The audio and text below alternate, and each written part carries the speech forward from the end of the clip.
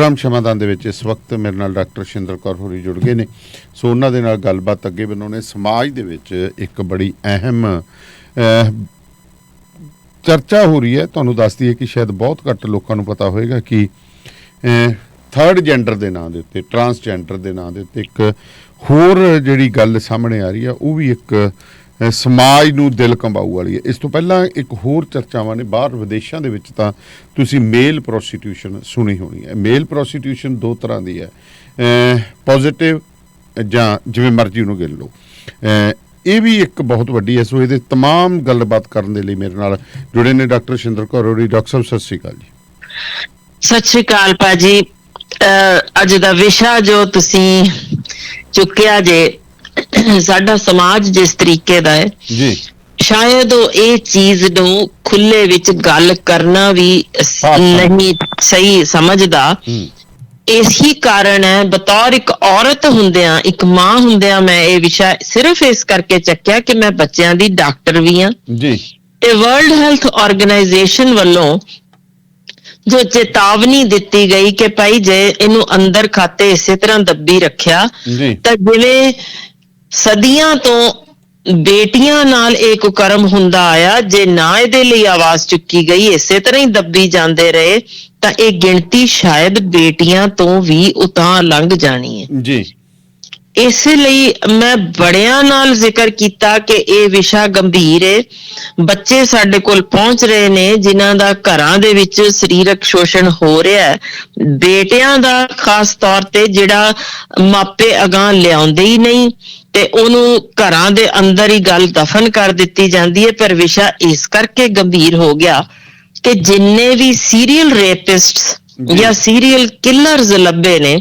ਜਦੋਂ ਉਹਨਾਂ ਦੀ ਹਿਸਟਰੀ ਪਿੱਛੇ ਲਈ ਗਈ ਤਾਂ ਉਹਨਾਂ ਵਿੱਚ ਇਹ ਪੱਖ ਸਾਹਮਣੇ ਆਇਆ ਕਿ ਇਹਨਾਂ ਦਾ ਬਚਪਨ ਵਿੱਚ ਸਰੀਰਕ ਸ਼ੋਸ਼ਣ ਹੋਇਆ ਜੀ। ਹੁਣ ਗਿਣਤੀ ਦੇਖੋ, ਆਮ ਤੌਰ ਤੇ ਸਿੱਧਾ ਸਾਡੀ ਆਦਤ ਹੈ ਪੰਜਾਬੀਆਂ ਦੀ, ਖਿਮਾ ਕਰਿਓ, ਕਿ ਅਸੀਂ ਜਦੋਂ ਕਿਸੇ ਚੀਜ਼ ਦਾ ਹੱਲ ਨਾ ਲੱਭ ਸਕਦੇ ਹੋਈਏ ਤੇ ਪਹਿਲੀ ਚੀਜ਼ ਕਹਿਣਾ, ਇਹ ਕਿੱਥੇ ਹੁੰਦਾ ਜੀ, ਇਹ ਤਾਂ ਹੁੰਦਾ ਹੀ ਨਹੀਂ ਜੀ। ਤੇ ਮੈਂ ਪਹਿਲਾਂ ਤਾਂ ਕਲੀਅਰ ਇਹ ਕਰ ਦਿਆਂ ਵੀ ਦੁਨੀਆ ਭਰ ਵਿੱਚ ਜੋ ਆਪਾਂ ਦੱਸਾਂਗੇ ਇਹ ਚੀਜ਼ ਵਾਪਰ ਵੀ ਰਹੀ ਹੈ, ਤੇ ਜਦ ਕਿ ਓਲਡ ਟੈਸਟਾਮੈਂਟ ਜੋ ਪੁਰਾਣਾ ਸੀ ਬਾਈਬਲ ਦਾ, ਉਹਦੇ ਵਿੱਚ ਵੀ ਜ਼ਿਕਰ ਮਿਲਦਾ ਇਸ ਵਰਤਾਰੇ ਦਾ। ਫਿਰ ਉਸ ਤੋਂ ਬਾਅਦ ਜੋ ਇੰਡੀਆ ਦੇ ਵਿੱਚ ਤੇ ਫਿਰ ਪੰਜਾਬ ਵਿੱਚ ਕਿਸ ਪੱਧਰ ਤੱਕ ਇਹ ਚੀਜ਼ ਜਾ ਚੁੱਕੀ, ਸਾਰੇ ਦਾ ਜ਼ਿਕਰ ਕਰਦੇ ਹਾਂ, ਕਿਉਂਕਿ ਇਹਦੇ ਵਿੱਚ ਬੱਚੇ ਇਨਵੋਲਵਡ ਨੇ ਜੀ, ਜਿਹੜੇ ਚੁੱਕੇ ਜਾ ਰਹੇ ਨੇ, ਜਿਨ੍ਹਾਂ ਦੀ ਮਨੁੱਖੀ ਤਸਕਰੀ ਹੋ ਰਹੀ ਹੈ, ਜਿਨ੍ਹਾਂ ਨੂੰ ਜਬਰੀ ਇਸ ਪਾਸੇ ਵਰਤ ਕੇ ਤੇ ਫਿਰ ਕਿਵੇਂ ਇਹਨਾਂ ਨੂੰ ਡਰੱਗ ਐਡਿਕਟਸ ਬਣਾਇਆ ਜਾਂਦਾ ਹੈ, ਕਿਵੇਂ ਫਿਰ ਇਹ ਸਪਲਾਈ ਹੋ ਰਹੇ ਨੇ, ਉਹ ਇੰਨੀ ਵੱਡੀ ਮਾਤਰਾ ਵਿੱਚ ਹੋ ਗਿਆ ਕਿ ਇਹਨਾਂ ਦੀਆਂ ਫਿਲਮਾਂ ਬਣਾ ਕੇ ਜਿਵੇਂ ਇਹਨਾਂ ਦਾ ਇਸ ਵੇਲੇ ਦੁਰਵਰਤੋਂ ਕੀਤੀ ਜਾ ਰਹੀ ਹੈ ਤੇ ਬਦਸਲੂਕੀ ਜੋ ਹੋ ਰਹੀ ਹੈ। ਭਾਜੀ ਤੁਸੀਂ ਹੈਰਾਨ ਹੋਗੇ, ਮੈਂ ਵੀ, ਮੇਰੇ ਲਈ ਵੀ ਸ਼ੌਕਿੰਗ ਸੀ ਉਹ ਵਰਲਡ ਹੈਲਥ ਆਰਗੇਨਾਈਜੇਸ਼ਨ ਦੀ ਨਿਊਜ਼, ਜਿਹਦੇ ਵਿੱਚ ਉਹਨਾਂ ਦੱਸਿਆ ਕਿ ਇਹ ਬਾਲ ਛੋਟੇ ਵੀ ਸਮੂਹਕ ਬਲਾਤਕਾਰ ਦਾ ਸ਼ਿਕਾਰ ਹੋ ਕੇ ਮਰ ਰਹੇ ਨੇ। ਸੋ ਇਹ ਪ੍ਰੋਬਲਮ ਸਾਡੇ ਕੋਲ ਇਹ ਆਈ ਪਈ ਹੈ ਕਿ ਹਾਲੇ ਜਿੰਨੇ ਕਿ, ਕਿਉਂਕਿ ਬੋਸਟਨ ਦੀ ਏਜੰਸੀ ਸੀ ਫਸਟ ਜਿਹਨੇ ਇਹ ਬ੍ਰਿਜ ਓਵਰ ਟਰਬਲਡ ਵਾਟਰਸ ਦੇ ਵਿੱਚ ਖੁਲਾਸਾ ਕੀਤਾ ਸੀ ਕਿ ਜਿੰਨੇ ਕੁ ਬਾਲ ਵੇਸਵਾ ਬਣਾਏ ਜਾ ਰਹੇ ਨੇ, ਨਰ ਵੇਸਵਾ ਜਿਨ੍ਹਾਂ ਨੂੰ ਕਿਹਾ ਜਾਂਦਾ ਜੇ, ਉਹਨਾਂ ਚੋਂ ਜੀ ਸਿੱਧੇ ਤੌਰ ਦੇ ਉੱਤੇ ਕਹਿੰਦੀ ਮੇਲ ਪ੍ਰੋਸਟੀਟਿਊਟ ਸੀ, ਮੇਲ ਪ੍ਰੋਸਟੀਟਿਊਟਸ ਜੋ ਬਣਾਏ ਗਏ, ਉਹ ਕਿਉਂਕਿ ਬੱਚੇ ਅਜੇ ਮੇਲ ਪ੍ਰੋਸਟੀਟਿਊਟ ਨਹੀਂ ਸੀ, ਉਹਨਾਂ ਚੋਂ 86% 86% ਉਹ ਨੇ ਜਿਨ੍ਹਾਂ ਦਾ ਪਹਿਲੀ ਵਾਰ ਧੱਕੇ ਨਾਲ ਘਰ ਦੇ ਵਿੱਚ, ਖਿਆਲ ਕਰਿਓ, ਉਹਨਾਂ ਦੇ ਨਾਲ ਬਦਸਲੂਕੀ ਹੋਈ, ਜਿਨ੍ਹਾਂ ਵਿੱਚ ਉਹਨਾਂ ਦੇ ਚਾਚੇ, ਤਾਏ, ਸਕਾ ਦਾਦਾ, ਇੱਥੋਂ ਤੱਕ ਕਿ ਕੁਝ ਕੇਸਾਂ ਵਿੱਚ ਸਕਾ ਪਿਓ ਜਾਂ ਘਰ ਦਾ ਨੌਕਰ ਉਹ ਸ਼ਾਮਲ ਸਨ, ਜਿਨ੍ਹਾਂ ਨੇ ਇਹਨਾਂ ਨਾਲ ਪਹਿਲੀ ਵਾਰ ਬਦਸਲੂਕੀ ਕੀਤੀ, ਜਿਨ੍ਹਾਂ ਵਿੱਚੋਂ ਇਸ ਜਿਸਮਾਨੀ ਸ਼ੋਸ਼ਣ ਦਾ ਧੱਕਾ ਨਾ ਸਹਿੰਦਿਆਂ ਕੁਝ ਘਰੋਂ ਵੀ ਭੱਜੇ ਤੇ ਫਿਰ ਉਹ ਕਿਸੇ ਦੇ ਹੱਥੇ ਚੜ ਗਏ ਤੇ ਫਿਰ ਇਸ ਤਰੀਕੇ ਸ਼ਿਕਾਰ ਜਿਵੇਂ ਉਹ ਹਵਸ ਦਾ ਹੁੰਦੇ ਰਹੇ। ਤਾਂ ਉਹ ਇਹ ਅਲਟੀਮੇਟਲੀ ਇਸ ਸੋਚ ਨਾਲ ਵੱਡੇ ਹੁੰਦੇ ਨੇ, ਕਿਉਂਕਿ ਉਹਨਾਂ ਨੂੰ ਅਨੇਕ ਬਿਮਾਰੀਆਂ ਲੱਗ ਜਾਂਦੀਆਂ ਨੇ ਜੋ ਲਾ ਇਲਾਜ, ਭਾਵੇਂ ਉਹ ਸੈਕਸ ਰਿਲੇਟਿਡ ਹੋਣ ਜਾਂ ਡਰੱਗ ਐਡਿਕਸ਼ਨ ਕਾਰਨ ਉਹਨਾਂ ਨੂੰ ਬਣਾ ਦਿੱਤੀਆਂ ਜਾਂਦੀਆਂ। ਸੋ ਮਾਨਸਿਕ ਨਿਤਾਣਾਪਣ ਹੋਵੇ, ਸਾਰੇ ਪਾਸਿਓਂ ਅਨੇਕ ਖੁਦਕੁਸ਼ੀ ਕਰ ਜਾਂਦੇ ਨੇ, ਕੁਝ ਸੜਕਾਂ ਦੇ ਕਿਨਾਰੇ ਰੁਲ ਕੇ ਮਰ ਜਾਂਦੇ ਨੇ, ਕੁਝ ਫਿਰ ਜਿਵੇਂ ਮੈਂ ਦੱਸਿਆ ਬਦਲਾਖੋਰੀ, ਲੁੱਟਾਂ ਖੋਹਾਂ, ਕਤਲ ਤੱਕ ਬੇਰਹਿਮ ਇਹ ਫਿਰ ਬਣਦੇ ਨੇ ਜੀ। ਹੁਣ ਇੱਥੇ ਹੁੰਦਾ ਕੀ ਹੈ ਕਿ ਜਿੰਨੇ, ਮੈਂ ਤੈਨੂੰ ਥੋੜਾ ਜਿਹਾ ਅੰਦਾਜ਼ਾ ਦੱਸ ਦਿਆਂ ਵੀ ਕਈਆਂ ਨੂੰ ਸ਼ਾਇਦ ਅੰਦਾਜ਼ਾ ਨਾ ਹੋਏ ਕਿ ਕਿੰਨੀ ਕੁ ਗਿਣਤੀ ਜੇ, ਕਿਉਂਕਿ ਇਹਦੀ ਕਿੰਨੇ ਫੀਸਦ ਮਾਨਸਿਕ ਰੋਗੀ ਬਣੇ, ਕਿੰਨੇ ਫੀਸਦ ਇਹਨਾਂ ਚੋਂ ਬਿਮਾਰੀਆਂ ਨਾਲ ਮਰੇ ਦੀ ਐਗਜ਼ੈਕਟ ਗਿਣਤੀ ਕੀਤੀ ਨਹੀਂ ਜਾ ਸਕੀ, ਪਰ ਜਿੰਨੇ ਇਸ ਵੇਲੇ ਸਨ 2008 ਦੀ, ਅੱਜ 2022 ਜੇ, ਮੈਂ 2008 ਦੀ ਰਿਪੋਰਟ ਜੋ ਇੱਥੇ ਹੈ ਉਦੋਂ ਅੰਦਾਜ਼ਾ ਲਾਇਆ ਗਿਆ ਸੀ ਕਿ 16 ਸਾਲਾਂ ਤੋਂ ਛੋਟੀ ਉਮਰ ਦੇ ਜੋ ਮੇਲ ਪ੍ਰੋਸਟੀਟਿਊਟਸ ਬਣਾ ਦਿੱਤੇ ਗਏ ਬੱਚੇ, ਉਹਨਾਂ ਦੀ ਗਿਣਤੀ ਉਦੋਂ 3 ਲੱਖ ਸੀ। ਉਦੋਂ ਇਹ ਵਾਰਡ ਚ, ਇਹ 2008 ਵਿੱਚ, ਤੇ ਉਦੋਂ ਇਹ ਕਿਹਾ ਗਿਆ ਸੀ ਕਿ ਇਹਨਾਂ ਚੋਂ ਬਹੁਤ ਸਾਰੇ ਬਲੈਕਮੇਲ ਹੋ ਰਹੇ ਨੇ, ਬਹੁਤ ਵੱਡੀ ਗਿਣਤੀ ਏਡਸ ਦੇ ਸ਼ਿਕਾਰ ਨੇ, ਤੇ ਉਦੋਂ ਤਾਂ ਇੱਥੋਂ ਤੱਕ ਗੱਲ ਚਲੀ ਗਈ ਸੀ ਕਿ ਜੇ ਏਡਸ ਫੈਲ ਰਹੀ ਹੈ ਤਾਂ ਇਹ ਇਹਨਾਂ ਸਦਕਾ ਹੋ ਰਿਹਾ ਜੇ, ਜੋ ਇਹ ਮੇਲ ਪ੍ਰੋਸਟੀਟਿਊਟ ਸਦਕਾ। ਤੇ ਉਦੋਂ ਇਹਨਾਂ ਵਿੱਚ ਜਦੋਂ ਅਸਲ ਰਿਪੋਰਟ ਹੌਲੀ-ਹੌਲੀ ਨਿਕਲ ਕੇ ਸਾਰੇ ਮੁਲਕਾਂ ਚੋਂ ਆਈ ਤਾਂ ਇਹ ਅੰਦਾਜ਼ਾ ਲਾਇਆ ਗਿਆ ਕਿ ਭਾਈ ਸ਼ਾਇਦ ਇਸ ਤੋਂ 10 ਗੁਣਾ ਤੋਂ ਵੀ ਵੱਧ ਹੋਣਗੇ। ਕਾਰਨ ਮੈਂ ਛੋਟੀ ਜਿਹੀ ਗੱਲ ਕਰਦੀ ਹਾਂ ਕਿ ਉਦੋਂ ਮਸ਼ਹੂਰ ਗਲੀਆਂ ਦਾ ਜ਼ਿਕਰ ਅਖਬਾਰਾਂ 'ਚ ਹੋਇਆ ਤਾਬੜ ਤੋੜ, ਜਿੱਥੇ ਨਿਊਯਾਰਕ ਦੀ 53rd ਸਟਰੀਟ, ਲਾਸ ਏਂਜਲਸ ਦੀ ਸਾਂਟਾ ਮੋਨਿਕਾ ਬੁਲੇਵਾਰਡ, ਇਸੇ ਤਰ੍ਹਾਂ ਅਟਲਾਂਟਾ ਵਿੱਚ ਸਾਈਪਰਸ ਸਟਰੀਟ, ਲੰਡਨ ਦੀ ਪਿਕੈਡਲੀ ਸਰਕਸ, ਸਿਡਨੀ ਵਿੱਚ, ਪੈਰਿਸ ਦਾ, ਫਿਰ ਸੈਨ ਫਰਾਂਸਿਸਕੋ, ਇਸਤਾਨਬੁਲ, ਇਹ ਸਾਰੇ ਇੰਨੇ ਮਸ਼ਹੂਰ ਸਨ ਜਿਨ੍ਹਾਂ ਵਿੱਚ ਥਾਈਲੈਂਡ ਦੇ ਅੱਡੇ ਨੰਬਰ 1 ਇਨ ਦੀ ਵਰਲਡ ਪਹੁੰਚ ਗਏ ਸਨ ਇਸ ਚੀਜ਼ ਦੇ ਜੀ। ਉਦੋਂ ਨਿਊਯਾਰਕ ਦੇ ਵਿੱਚ ਇਹਨਾਂ ਨੂੰ, ਜੇ ਤੁਹਾਨੂੰ ਜ਼ਿਕਰ, ਜੇ ਤੁਸੀਂ ਖਿਆਲ ਤੱਕ ਕਰੋਗੇ, ਇਹਨਾਂ ਨੂੰ ਕਾਓ ਬॉयਜ਼ ਦੇ ਨਾਂ ਤੇ ਬੜੇ ਮਸ਼ਹੂਰ ਇਹ ਉਦੋਂ ਗੱਲ ਚੱਲਦੀ ਹੁੰਦੀ ਸੀ ਉਸ ਸਮੇਂ। ਤੇ ਇੱਥੇ ਭਾਰਤ ਵਿੱਚ ਸੋਚਿਆ ਜਾਂਦਾ ਸੀ ਕਿ ਇੱਥੇ ਤਾਂ ਮਤਲਬ ਹੀ ਨਹੀਂ, ਇਹੋ ਜਿਹੀ ਚੀਜ਼ ਇੱਥੇ ਕਿੱਥੇ ਹੁੰਦੀ ਜੇ। ਇੱਥੇ ਵੀ ਹੋ ਗਈ ਜੀ, ਇੱਥੇ ਵੀ ਹੋ ਗਈ। ਮੈਂ ਵਰਕ ਬਹੁਤ ਕੀਤਾ। ਮੈਂ ਤੁਹਾਨੂੰ ਪੰਜਾਬ ਦਾ ਦੱਸਾਂਗੀ ਜੀ ਕਿਵੇਂ ਅਸੀਂ ਦੁਨੀਆ 'ਚ ਸਭ ਤੋਂ ਅਗਾਂਹ ਲੰਘਣ ਵਾਲਿਆਂ 'ਚ ਪਹੁੰਚ ਗਏ ਹਾਂ, ਕਿਉਂਕਿ 1983 'ਚ, ਹੁਣ ਮੈਂ ਇੱਕ ਦੱਸਦੀ ਹਾਂ ਜੋ ਕਿ ਇੰਟਰਸਟਿੰਗ ਫੈਕਟ ਸੀ, ਉਹ ਕਿਵੇਂ ਚੇਂਜ ਓਵਰ ਹੋਇਆ ਕਿ ਲੈਦਰਮੈਨ ਹੈਂਡਬੁੱਕ ਦੀ ਇੱਕ ਸੀ ਜਿਹਦੇ ਵਿੱਚ ਉਹਨਾਂ ਨੇ ਇਹ ਪੁਖਤਾ ਸਬੂਤਾਂ ਦੇ ਨਾਲ, ਤਸਵੀਰਾਂ ਨਾਲ ਉਦੋਂ ਛਾਪਿਆ ਕਿ ਇਹਨਾਂ ਵਿੱਚ ਉਦੋਂ ਰੁਮਾਲ ਦਾ ਕੋਡ ਵਰਤਿਆ ਜਾਂਦਾ ਸੀ। ਯਾਨੀ ਜੋ ਅਮਰੀਕਾ, ਕੈਨੇਡਾ, ਆਸਟ੍ਰੇਲੀਆ, ਯੂਰਪ ਵਿੱਚ ਉਦੋਂ, ਮੈਂ 83 ਦੀ ਗੱਲ ਕਰ ਰਹੀ ਹਾਂ, ਕਿ ਉਦੋਂ ਹਰਾ ਰੁਮਾਲ ਸੀ ਇਸ ਚੀਜ਼ ਦਾ ਜੋ ਸਿਗਨਲ ਕਰਨ ਲਈ ਇਹ ਚੌਂਕਾਂ ਵਿੱਚ ਜਾਂ ਕਿਸੇ ਅਜਿਹੇ ਪਬਲਿਕ ਪਲੇਸ 'ਚ ਖੜੇ ਹੋ ਜਾਂਦੇ ਸਨ ਕਿ ਅਸੀਂ ਅਵੇਲੇਬਲ ਹਾਂ, ਕਿਉਂਕਿ ਇਹਨਾਂ ਲਈ ਵੱਡੀ ਗਿਣਤੀ ਗਿਰੋਹ ਨਹੀਂ ਜੇ ਬਣਦੇ, ਐਕਸੈਪਟ ਫॉर ਜਦੋਂ ਇਨੀਸ਼ੀਅਲੀ ਜਿਹੜਾ ਹੱਥੇ ਚੜ ਗਿਆ ਉਹ ਤਾਂ ਵੱਡੀ ਗਿਣਤੀ ਗਿਰੋਹਾਂ ਦੇ ਵਿੱਚ ਸ਼ਾਮਲ ਹੈ, ਤੇ ਕੁਝ ਆਪਣੇ ਆਪ ਫਿਰ ਇਸ ਪਾਸੇ ਨੂੰ ਤੁਰ ਪਏ ਸਨ। ਉਹ ਰੁਮਾਲ ਦੀ ਵਰਤੋਂ ਦਾ ਮਤਲਬ ਇਹ ਐਕਟਿਵ ਜਾਂ ਪੈਸਿਵ ਪਾਰਟਨਰ ਤੱਕ ਦੱਸੇ ਜਾਂਦੇ ਸਨ ਕਿ ਮੈਂ ਖੱਬੇ ਹੱਥ ਵਿੱਚ ਹਰਾ ਰੁਮਾਲ ਫੜਿਆ ਹੋਵੇ ਤਾਂ ਉਹਦਾ ਮਤਲਬ ਇਹ ਐਕਟਿਵ ਪਾਰਟਨਰ ਹੈ, ਤੇ ਸੱਜੇ ਹੱਥ ਵਾਲਾ ਤਾਂ ਉਹ ਪੈਸਿਵ ਪਾਰਟਨਰ ਵਜੋਂ ਆਪਣਾ, ਯਾਨੀ ਸੜਕ ਤੇ ਇਸ ਤਰੀਕੇ ਖੜੇ ਹੋਏ ਮਿਲਦੇ ਸਨ ਜੀ। ਹੁਣ ਉਦੋਂ ਜਦੋਂ ਇਸ ਲਈ ਆਵਾਜ਼ ਚੁੱਕੀ, ਕਾਰਨ ਇਹ ਬਣਿਆ ਕਿ ਅਫਗਾਨਿਸਤਾਨ 'ਚ 12 ਤੋਂ 16 ਸਾਲ ਦੇ ਬੱਚਿਆਂ ਨੂੰ ਪਹਿਲਾਂ ਨਾਚ ਗਾਣਾ ਕੁੜੀਆਂ ਦੇ ਕੱਪੜੇ ਪਾ ਕੇ ਕਰਾਇਆ ਜਾਂਦਾ ਸੀ, ਫਿਰ ਉੱਥੇ ਸਮੂਹਕ ਬਲਾਤਕਾਰ ਵੀ ਉਹਨਾਂ ਦੇ ਹੋਣ ਲੱਗ ਗਏ, ਜਿੱਥੇ ਇਹ ਮਾਰ ਮੁਕਾ ਦਿੱਤੇ ਜਾਂਦੇ ਸਨ। ਹਿਊਮਨ ਰਾਈਟਸ ਵਜੋਂ ਫਿਰ ਇਹ ਗੱਲ ਚੁੱਕੀ ਗਈ ਕਿ ਇਹ ਤਾਂ ਅੱਤ ਦਾ ਜ਼ਬਰ ਏ, ਜ਼ੁਲਮ, ਇਹਨੂੰ ਖਤਮ ਕੀਤਾ ਜਾਏ। ਤੇ ਫਿਰ ਉਦੋਂ ਰੌਲਾ ਪਿਆ ਜਦੋਂ ਕੈਰੀਬੀਅਨ ਦੇ ਸਮੁੰਦਰੀ ਤੱਟਾਂ ਤੇ ਫਿਰਦੇ ਸਨ, ਜਦੋਂ ਇੰਨੀ ਰੌਲਾ ਪਿਆ ਵੀ ਏਡਸ ਵੀ ਕਰ ਰਹੇ ਨੇ, ਇਹ ਵੀ ਕਰ ਰਹੇ ਨੇ, ਫਿਰ ਉਹਨਾਂ ਵੱਲੋਂ ਬੜਾ ਤਗੜਾ ਚੁੱਕਿਆ ਗਿਆ, ਹੰਭਲਾ ਮਾਰਿਆ ਗਿਆ ਵੀ ਸਾਡਾ ਕੰਮ ਕਰ ਕਿਉਂ ਬੰਦ ਕਰ ਦਿਓ, ਜਿਹੜੇ ਵੀ ਇਸ ਤਰ੍ਹਾਂ ਦੇ ਪੀੜਤ ਆ ਉਹਨਾਂ ਨੂੰ ਭਾਵੇਂ ਬੰਦ ਕਰੋ, ਪਰ ਅਸੀਂ ਜਿਹੜੇ ਆਪਣੀ ਮਰਜ਼ੀ ਨਾਲ ਆ, ਸਾਡੇ ਰੋਜ਼ੀ ਰੋਟੀ ਤੇ ਤੁਸੀਂ ਲੱਤ ਨਹੀਂ ਮਾਰ ਸਕਦੇ ਜੀ। ਫਿਰ 2015 ਵਿੱਚ ਆਨਲਾਈਨ ਜੋ ਇਹ ਮੇਲ ਪ੍ਰੋਸਟੀਟਿਊਟਸ ਵੈਬਸਾਈਟ ਉੱਤੇ ਜਿਵੇਂ ਸ਼ੁਰੂ ਹੋ ਚੁੱਕੇ ਹੋਏ ਸਨ, ਕਿਉਂਕਿ ਏਡਸ ਬੇਕਾਬੂ ਹੋ ਗਈ ਸੀ, ਸੋ ਅਮਰੀਕਾ ਵੱਲੋਂ ਉਦੋਂ ਇਸ ਤੇ ਬੈਨ ਲਾ ਦਿੱਤਾ ਗਿਆ ਕਿ ਇਹ ਮੇਲ ਪ੍ਰੋਸਟੀਟਿਊਟਸ ਦੀ ਆਨਲਾਈਨ ਜਿਹੜੀ ਇਹਨੂੰ ਬੰਦ ਕੀਤੀ ਅਮਰੀਕਾ 'ਚ ਤਾਂ ਵੈਸੇ ਸਾਰੀ ਬੈਨ ਹੈ ਜੀ, ਆਨਲਾਈਨ ਤਾਂ ਹੁਣ ਤਾਂ ਸਾਰੀ ਬੈਨ ਹੋ ਗਈ ਅਮਰੀਕਾ 'ਚ। ਜੀ ਬਿਲਕੁਲ। ਪਰ ਉਦੋਂ ਹੋਇਆ ਕੀ ਕਿ ਫਿਰ ਮੌਂਟਰੀਅਲ ਦੀ ਪੀਪ ਸਟਰੀਟ ਸੀ ਜਿੱਥੇ ਇਹ ਦੁਬਾਰਾ ਇੱਕ ਤਰੀਕੇ ਬੰਬ ਵੀ ਧਮਾਕਾ ਹੋਇਆ ਕਿ ਉਹ ਇੰਨੀ ਵੱਡੀ ਗਿਣਤੀ 'ਚ ਉੱਥੇ ਨਿਕਲੇ ਕਿ ਉਹਨਾਂ ਨੇ ਟੈਕਸੀ ਸਟੈਂਡਾਂ ਤੇ, ਬੱਸ ਸਟੈਂਡਾਂ ਤੇ, ਪਾਰਕਸ ਵਿੱਚ, ਈਵਨ ਪਬਲਿਕ ਟਾਇਲਟਸ ਦੇ ਬਾਹਰ, ਸਾਰੇ ਥਾਵਾਂ ਤੇ ਇਹ ਬੜੀ ਵੱਡੀ ਗਿਣਤੀ ਅਵੇਲੇਬਲ ਹੋਣ ਲੱਗ ਗਏ ਜੀ। ਉਹ ਉਦੋਂ ਐਕਚੁਅਲੀ ਫਿਰ ਕੀ ਹੋਇਆ ਕਿ ਜਦੋਂ ਇਹ ਬੈਨ 2015 ਚ ਲੱਗਿਆ, ਉਸ ਤੋਂ ਪਹਿਲਾਂ ਇੱਕ 2010 ਵਿੱਚ ਸਵਿਟਜ਼ਰਲੈਂਡ ਜ਼ਿਊਰਿਕ ਵਿੱਚ ਮੈਂ ਐਕਚੁਅਲੀ ਗਈ ਸਾਂ। ਉੱਥੇ ਜਦੋਂ ਮੇਰੀ ਟਾਕ ਸੀ UN ਵਿੱਚ 2 ਵਾਰ, ਜਦੋਂ ਉਦੋਂ ਗਈ, ਬਾਅਦ ਚ ਤੀਜੀ ਵਾਰ ਵੀ ਫਿਰ ਗਈ ਆ, ਤਾਂ ਮੈਨੂੰ ਉੱਥੇ ਇਹਦਾ ਜ਼ਿਕਰ ਮਿਲਿਆ ਜੋ ਕਿ ਹਿਊਮਨ ਰਾਈਟਸ ਵਜੋਂ ਇਹ ਪਹੁੰਚੇ ਹੋਏ ਸਨ ਮੇਲ ਪ੍ਰੋਸਟੀਟਿਊਟਸ, ਜਿਨ੍ਹਾਂ ਤੋਂ ਮੈਨੂੰ ਪਤਾ ਲੱਗਿਆ ਕਿ ਜਨਵਰੀ 2010 ਵਿੱਚ ਉਹਨਾਂ ਨੇ ਪ੍ਰੋਪਰ ਮੇਲ ਪ੍ਰੋਸਟੀਟਿਊਟਸ ਦਾ ਇੱਕ, ਜਿਵੇਂ ਸਾਡੇ ਰੈੱਡ ਲਾਈਟ ਏਰੀਆਜ਼ ਔਰਤਾਂ ਲਈ ਆ, ਉਹਨਾਂ ਦਾ ਪ੍ਰੋਪਰ ਏਰੀਆ ਬਣ ਗਿਆ ਸੀ ਜਿੱਥੇ ਉਹ ਕਹਿੰਦੇ ਕਿ ਸਾਡਾ ਦੁਨੀਆ ਦੀਆਂ ਅਮੀਰ ਔਰਤਾਂ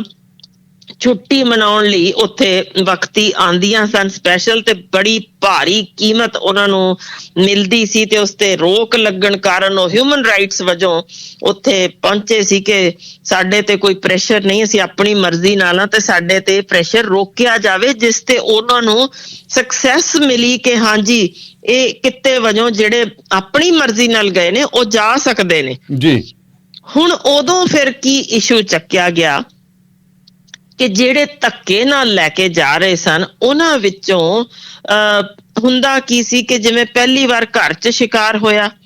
ਮਾਂ ਪਿਓ ਨੂੰ ਜੇ ਪਤਾ ਵੀ ਲੱਗਿਆ ਤੇ ਉਹਨੂੰ ਝਾੜਤਾ, ਚੁੱਪ ਕਰਤਾ ਵੀ ਦੱਬ ਦੋ ਇਹ ਗੱਲ, ਘਰ 'ਚ ਖਤਮ ਕਰੋ ਵੀ ਇਹਨੂੰ, ਇਹ ਕੁਕਾਰਾ ਮੈਂ ਬਾਹਰ ਨਹੀਂ ਕੱਢਣਾ, ਮੁੰਡੇ ਦਾ ਨਾਂ ਖਰਾਬ ਹੋ, ਇਹ ਉਹ ਕਰਦਿਆਂ। ਜਦੋਂ ਇਸ ਤਰ੍ਹਾਂ ਦੇ ਬੱਚੇ ਮਾਨਸਿਕ ਪੱਖੋਂ ਨਿਤਾਣੇਪਨ ਨਾਲ ਸਕੂਲਾਂ 'ਚ ਜਾਂਦੇ ਸੀ ਤਾਂ ਦੇਖਣ ਵਿੱਚ ਆਇਆ ਕਿ ਵੱਡੀ ਗਿਣਤੀ ਦਾ ਜੋ ਹੋਸਟਲਸ ਵਿੱਚ ਰਹਿੰਦੇ ਸਨ, ਜੋ ਕਿ ਅੱਜ ਵੀ ਸਾਡੇ ਸਾਹਮਣੇ ਆ ਚੁੱਕੇ ਨੇ ਕੇਸ, ਬਿਲਕੁਲ ਇਸੇ ਤਰ੍ਹਾਂ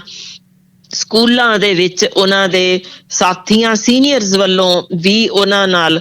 ਬਦਸਲੂਕੀ ਹੋਣ ਬਾਰੇ ਇਹ ਅਗਾਂਹ ਫਿਰ ਜਿਸ ਤਰੀਕੇ ਇਹ ਵਿਗਾੜ ਆਂਦਾ ਗਿਆ ਤਾਂ ਖੁਦਕੁਸ਼ੀਆਂ ਤੱਕ ਇਹ ਕਾਫੀ ਵੱਡੀ ਗਿਣਤੀ ਵਿੱਚ ਕਰਨ ਲੱਗ ਪਏ। ਕੁਝ ਜੋ ਘਰੋਂ ਭੱਜੇ ਸਨ ਉਹਨਾਂ ਵਿੱਚੋਂ ਬਥੇਰੇ ਸੜਕਾਂ ਦੇ ਕਿਨਾਰੇ ਰੁਲ ਕੇ ਮਰ ਗਏ ਕਿ ਪੈਸੇ ਨਹੀਂ ਸਨ, ਨਾ ਇਲਾਜ ਕਰਾਉਣ ਜੋਗੇ, ਜੋ ਬਿਮਾਰੀਆਂ ਹੋ ਗਈਆਂ, ਭੁੱਖੇ ਭਾਣੇ, ਪੇਮੈਂਟ ਬਹੁਤ ਘੱਟ ਸੀ, ਕਿਤੇ ਤਾਂ ਬਿਲਕੁਲ ਹੀ ਨਹੀਂ ਦਿੱਤੀ ਜਾਂਦੀ ਸੀ। ਸੋ ਇਹਨਾਂ ਦੀ ਇੰਨੀ ਭੈੜੀ ਹਾਲਤ ਵੇਖਦਿਆਂ ਇਹ ਆਵਾਜ਼ ਇੰਟਰਨੈਸ਼ਨਲ ਲੈਵਲ ਤੇ ਚੁੱਕੀ ਕਿ ਪਹਿਲਾਂ ਤਾਂ ਪਈ ਸਭ ਤੋਂ ਪਹਿਲਾਂ ਘਰਾਂ ਦੇ ਵਿੱਚ ਝਾਤ ਮਾਰੋ, ਜਿਹੜੇ ਤੁਹਾਡੇ ਬੱਚੇ, ਬੇਟੀਆਂ ਵੱਲ ਤਾਂ ਤੁਸੀਂ ਦੇਖ ਲੈਂਦੇ ਹੋ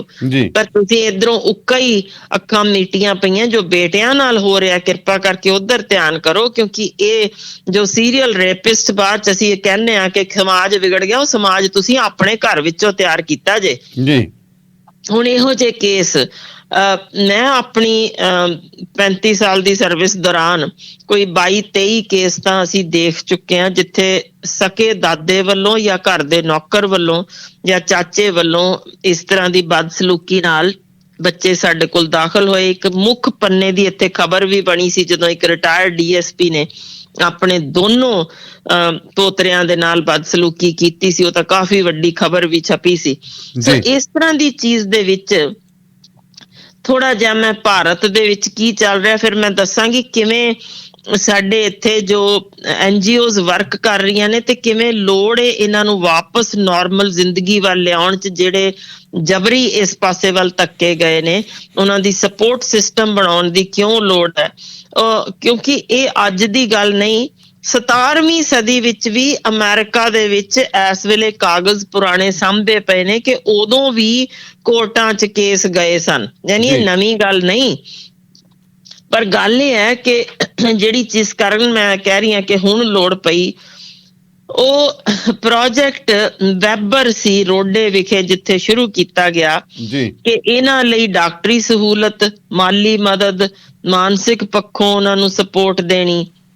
ਜਾਂ ਨਸ਼ੇ ਦੀ ਆਦਤ ਛੁਡਾਉਣ ਵਾਲੇ ਚੀਜ਼ਾਂ ਲਈ ਇਹਨਾਂ ਲਈ ਸਪੈਸ਼ਲ ਉਹਨਾਂ ਨੇ ਸਿਸਟਮ ਸ਼ੁਰੂ ਕੀਤਾ ਇੱਕ NGO ਨੇ, ਜਿਨੇ ਕਿਹਾ ਵੀ ਅਸੀਂ ਇਹ ਤਾਂ ਮੁੱਕ ਹੀ ਨਹੀਂ ਰਹੇ ਵੀ 75,000 ਦੇ ਕਰੀਬ ਉਹਨਾਂ ਨੇ ਇਹ ਕੇਸਾਂ ਨੂੰ ਸਹਾਇਤਾ ਕੀਤੀ। ਸੋ ਉਦੋਂ ਫਿਰ ਅਨੇਕ ਫਿਲਮਾਂ ਵੀ ਅਮਰੀਕਾ ਵਿੱਚ ਇਸ ਪੱਖੋਂ ਬਣੀਆਂ ਅਵੇਅਰਨੈਸ ਕਾਰਨ, ਜਿਨ੍ਹਾਂ ਵਿੱਚ ਸ਼ਾਇਦ ਕਿਸੇ ਨੂੰ ਯਾਦ ਹੋਏ ਰਿਚਰਡ ਗੇਰੇ ਦੀ ਬੜੀ ਮਸ਼ਹੂਰ ਸੀ, ਉਹਨੇ ਕੀਤੀ ਇਹ ਸਾਰਾ ਦੱਸਣ ਲਈ ਵੀ ਇਸ ਪੱਖ ਵੱਲ ਧਿਆਨ ਕਰਨ ਦੀ ਲੋੜ ਹੈ। ਹੁਣ ਗੱਲ ਕਰਦੇ ਆ ਥੋੜਾ ਜਿਹਾ ਮੈਂ ਭਾਰਤ ਤੇ ਪੰਜਾਬ ਵੱਲ ਵੀ ਆਈਏ ਜੀ, ਪੰਜਾਬ ਤੇ ਚੰਡੀਗੜ੍ਹ ਵੀ ਆਈਏ ਥੋੜਾ ਜਿਹਾ। ਬਿਲਕੁਲ, ਮੈਂ ਪੰਜਾਬ 'ਚ ਵੀ ਆਉਣੀ ਆ। ਪਹਿਲਾਂ ਭਾਰਤ ਤੋਂ ਸ਼ੁਰੂ ਕਰਦੀ ਆ ਵੀ ਸੰਨ 2016 ਵਿੱਚ ਬੈਂਗਲੌਰ ਵਿਖੇ ਜਦੋਂ ਉਦੋਂ ਲੋਕੈਂਟੋ ਵੈਬਸਾਈਟ ਸੀ ਜਿਸ ਰਾਹੀਂ ਇਹ ਮਿਲਣਾ ਸ਼ੁਰੂ, ਲੋਕਾਂ ਨੇ ਇਸ਼ਤਿਹਾਰਬਾਜ਼ੀ ਸ਼ੁਰੂ ਕੀਤੀ, ਅੱਜ ਵੀ ਐਕਟਿਵ ਹੈ ਜੀ ਪੂਰੀ। ਬਿਲਕੁਲ। ਉਸ ਤੋਂ ਬਾਅਦ ਜੰਮੂ ਕਸ਼ਮੀਰ ਵਿੱਚ ਜਿੱਥੇ ਕਿ ਮਨੁੱਖੀ ਅਧਿਕਾਰ ਕਮਿਸ਼ਨ ਜੋ ਇੰਟਰਨੈਸ਼ਨਲ ਸੀ, ਹਿਊਮਨ ਰਾਈਟਸ ਕਮਿਸ਼ਨ ਨੇ ਇਸ਼ੂ ਚੱਕਿਆ ਕਿ ਉੱਥੋਂ ਮੁੰਡੇ ਚੁੱਕ ਲਏ ਜਾਂਦੇ ਸਨ, ਭਾਰਤੀ ਫੌਜ ਵੱਲੋਂ ਉਹਨਾਂ ਨੂੰ ਜੇਲ੍ਹਾਂ ਅੰਦਰ ਤਾੜ ਕੇ ਬਦਸਲੂਕੀ ਕਰਕੇ ਫਿਰ ਉਸ ਤੋਂ ਬਾਅਦ ਇਹ ਸਪਲਾਈ ਕਰਨੇ ਸ਼ੁਰੂ ਕਰ ਦਿੱਤੇ ਸਨ, ਜਿਸ ਕਾਰਨ ਬਹੁਤ ਰੌਲਾ ਪਿਆ ਜੀ। ਹੁਣ ਲਗਭਗ ਤੁਸੀਂ ਇਹ ਦੇਖ ਲਓ ਕਿ ਜਿੱਥੇ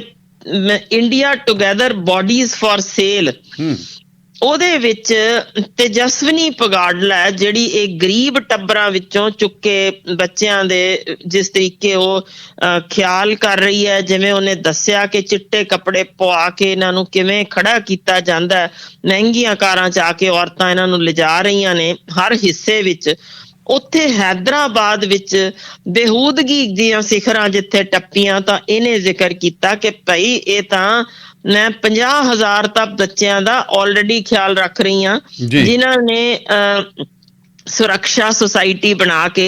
ਪਰ ਜ਼ਰਾ ਹਾਲ ਦੇਖੋ ਤੁਸੀਂ ਕੀ ਕੀਤਾ, ਸਿਰਫ ਇਸ ਕਾਰਨ ਕਿ ਮਾਪੇ ਅਪਣਾਉਂਦੇ ਹੀ ਨਹੀਂ ਇਹੋ ਜਿਹੇ ਬੱਚਿਆਂ ਨੂੰ। ਥੋੜਾ ਜਿਹਾ ਅਵੇਅਰਨੈਸ ਕ੍ਰੀਏਟ ਕਰੀਏ। ਹੁਣ ਪੰਜਾਬ ਦੀ ਗੱਲ ਕਰਾਂ, ਪੰਜਾਬ ਵਿੱਚ ਆਨਲਾਈਨ ਗਿਗੋਲੋ ਕਲੱਬਸ ਨੇ ਜਿਨ੍ਹਾਂ ਦੇ ਇਹਨਾਂ ਇਸ਼ਤਿਹਾਰਾਂ ਰਾਹੀਂ ਹੁਣ ਵੇਖੋ ਇਹ ਕਿ ਜਿਸ ਤਰੀਕੇ ਉਹਨਾਂ ਲਈ ਆਵਾਜ਼ ਚੁੱਕਣ ਦੀ ਲੋੜ ਸਿਰਫ ਇਸ ਕਾਰਨ ਹੈ ਕਿ ਉਹ ਚੁਣਦੇ ਉਹਨਾਂ ਨੂੰ ਨੇ ਜਿਹੜੇ ਨੌਜਵਾਨ ਬੇਰੁਜ਼ਗਾਰ ਨੇ,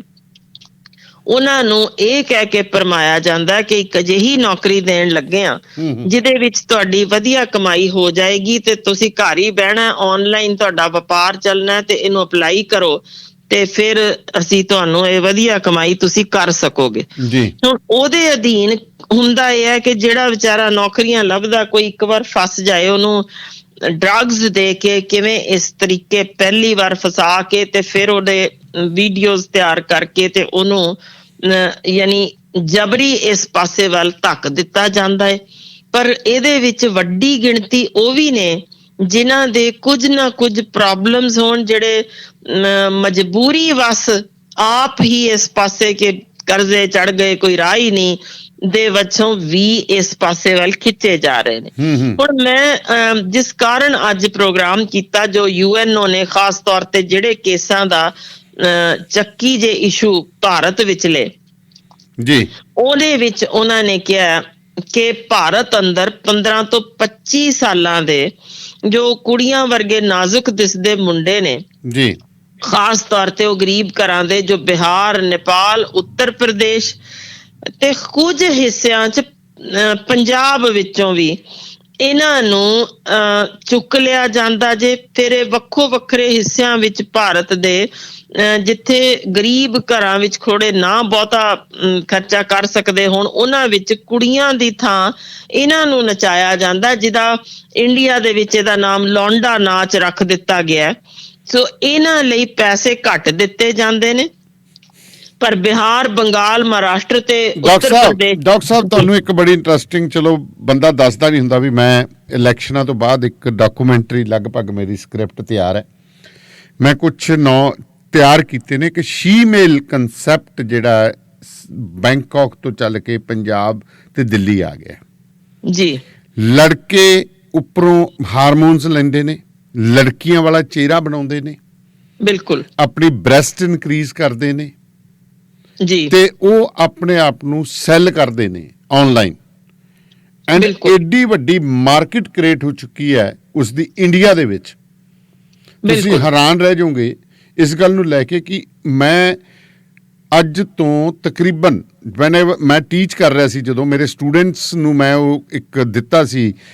ਕੀ ਕਹਿੰਦੇ ਆ, ਅਸਾਈਨਮੈਂਟ ਦਿੱਤੀ ਸੀ, ਉਹਨਾਂ ਨੇ ਥੋੜ੍ਹੀ ਜਿਹੀ ਬਣਾਈ ਸੀ। ਉਹ ਜਿਹੜੇ ਲੜਕੇ ਉਹਨੂੰ ਟਰਾਂਸਜੈਂਡਰ ਕੀ ਕਹੋਗੇ, ਕਿਉਂਕਿ ਦੇ ਆਰ ਪਤਾ ਨਹੀਂ ਕੀ ਨੇ ਉਹ, ਆਈ ਡੋਂਟ ਨੋ, ਇਹ ਤੁਸੀਂ ਦੱਸ ਸਕਦੇ ਹੋ। Because they are male by organ, they are female by face and body, and ਉਹ ਚੀਜ਼ ਜਿਹੜੀ ਹੈਗੀ ਉਹਦੇ ਵਿੱਚ ਇੱਕ ਬੜਾ ਇੰਟਰਸਟਿੰਗ ਕਹਿ ਸਕਦਾ, ਜੇ ਐਜ਼ ਅ ਜਰਨਲਿਸਟ ਦੇਖਾਂ ਕਿ ਉਹਨਾਂ ਦੀ ਜਿਹੜੀ ਉਹ ਕਿਉਂ ਹੋ ਰਹੇ ਨੇ। ਐਂਡ ਇੱਕ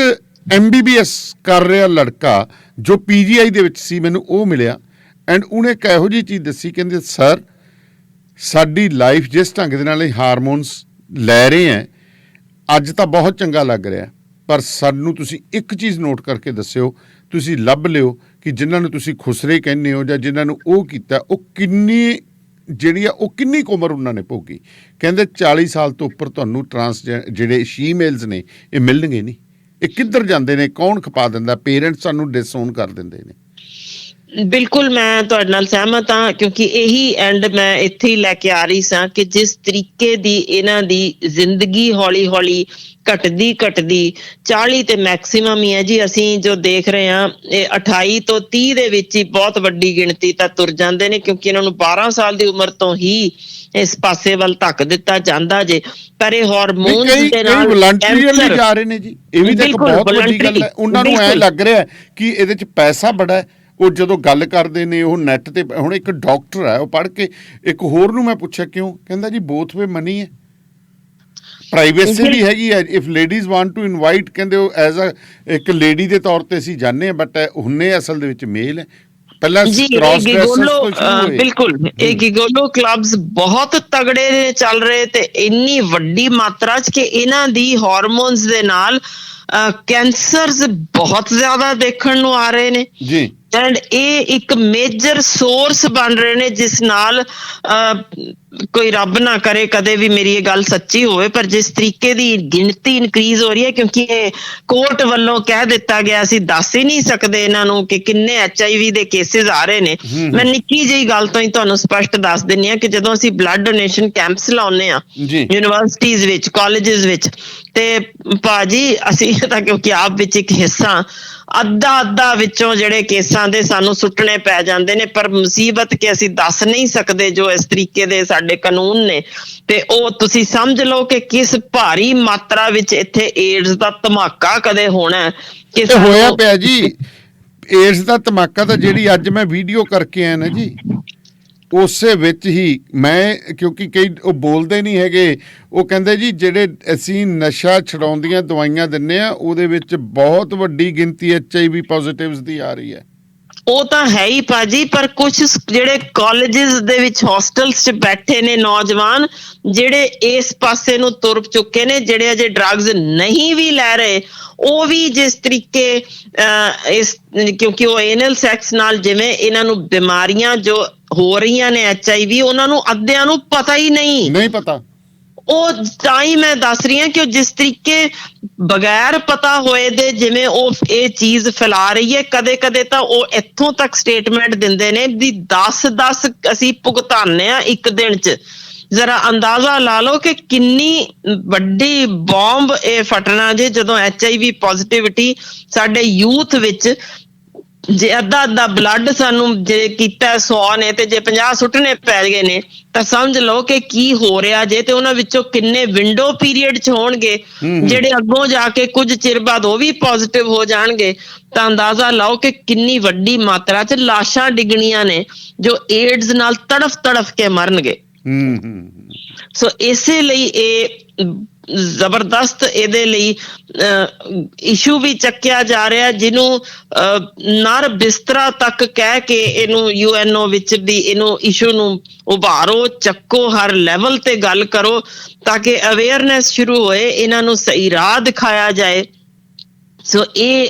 ਜੇ ਨਾ ਅਵੇਅਰਨੈਸ ਕੀਤੀ ਤਾਂ ਇਹ ਸੱਚਮੁੱਚ, ਜੇ ਇੱਕ ਪਾਸੇ ਆਪਾਂ ਨਸ਼ੇ ਦੀ ਗੱਲ ਕਰਦੇ ਹਾਂ ਤਾਂ ਉੱਥੇ ਇਹ ਇੱਕ ਹੋਰ ਮਾਰੂ ਤੱਥ ਸ਼ੁਰੂ ਹੋਇਆ, ਜਿਨ੍ਹਾਂ ਵਿੱਚ ਮੈਂ ਇੱਕ ਖਿਮਾ ਹੀ ਮੰਗ ਕੇ ਦੱਸਦੀ ਹਾਂ, ਕਿਉਂਕਿ ਬੜੀ ਅੰਡਰ ਲੁਕੀ ਹੋਈ ਅੰਡਰ ਕਰੰਟ ਗੱਲ ਹੈ ਕਿ ਸਾਡੇ ਇੱਥੋਂ ਜੋ ਬਾਹਰ ਗਏ ਨੌਜਵਾਨ ਕਈ, ਉਹ ਵੀ ਉਹਨਾਂ ਵਿੱਚੋਂ ਕੁਝ ਇਸੇ ਪਾਸੇ ਵੱਲ ਤੁਰ ਗਏ ਨੇ। ਆਪਾਂ ਗੱਲ ਬੇਟੀਆਂ ਦੀ ਤਾਂ ਕਰਦੇ ਹਾਂ ਕਿ ਉਹ ਇਸ ਪਾਸੇ ਨੂੰ ਤੁਰੀਆਂ, ਪਰ ਜੋ ਇਹ ਸਾਡੇ ਨੌਜਵਾਨ ਬੱਚੇ ਤੁਰ ਪਏ ਨੇ ਇਸ ਪਾਸੇ ਕੁਝ, ਉਹਨਾਂ ਨੂੰ ਵੀ ਸਹੀ ਰਾਹ ਦੱਸਣਾ ਪਏਗਾ ਕਿ ਕਿਰਤ ਕਰਕੇ ਵੀ ਭਾਈ ਕਮਾਇਆ ਜਾ ਸਕਦਾ ਹੈ। ਇਹ ਪਾਸਾ ਜਾਣਾ ਠੀਕ ਨਹੀਂ, ਜੋ ਤੁਹਾਡਾ ਅੱਗੋਂ ਜ਼ਿੰਦਗੀ ਵੀ ਛੋਟੀ ਕਰੇਗਾ, ਬਿਮਾਰੀਆਂ ਵੀ ਦੇਏਗਾ। ਪਰ ਜਿਸ ਤਰੀਕੇ ਅਸੀਂ ਸਮਾਜ ਨੂੰ ਫਿਰ ਉਸ ਪਾਸੇ ਨੂੰ ਜੇ ਤੋਰਨ ਲੱਗ ਗਏ ਤਾਂ ਤੁਸੀਂ ਸਮਝ ਸਕਦੇ ਹੋ ਕਿ ਕਿੰਨਾ ਭਿਆਨਕ ਰੂਪ ਸਾਡੇ ਸਾਹਮਣੇ ਆਉਣ ਵਾਲਾ। ਜੀ ਬਹੁਤ ਬਹੁਤ ਸ਼ੁਕਰੀਆ ਡਾਕਟਰ ਸਾਹਿਬ, ਸਮਾਂ ਇਜਾਜ਼ਤ ਨਹੀਂ ਦਿੰਦਾ। ਟੌਪਿਕ ਬੜਾ ਵਧੀਆ ਸੀ, ਸੋ ਕਾਲਸ ਵੀ ਇਸੇ ਕਰਕੇ ਕਈ ਸੱਜਣਾਂ ਨੇ ਨਹੀਂ ਕੀਤੀਆਂ, ਸੋ ਬਹੁਤ ਬਹੁਤ ਮਿਹਰਬਾਨੀ ਤੁਹਾਡੀ, ਧੰਨਵਾਦ ਜੀ। ਸੋ ਪ੍ਰੋਗਰਾਮ ਸ਼ਮਾਦਾਨ ਇੱਥੇ ਹੀ ਸਮਾਪਤ ਕਰਨ ਲਈ ਮੈਂ ਤੁਹਾਡੇ ਤੋਂ ਆਗਿਆ ਲੈਂਦਾ ਜੀ। ਮੁਲਾਕਾਤ ਹੋਏਗੀ ਫਿਰ ਇੱਕ ਅਗਲੇ ਦਿਨ।